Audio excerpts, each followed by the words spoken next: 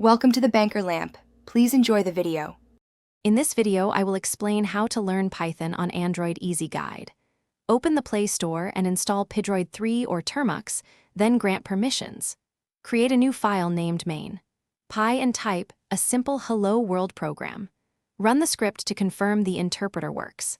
If errors appear, check logs and install missing packages via pip or the App Manager to get back on track. Start with bite-sized lessons and practice every day for consistent improvement. Focus on core concepts like variables, loops, functions, and modules while building tiny projects. Use your phone to write utilities you need, such as calculators or simple data parsers. Save code in cloud storage or local folders for easy access and iteration. Regular repetition solidifies knowledge and gradually increase project complexity as comfort grows with the language. If you are finding this video helpful, please subscribe and like to support more content.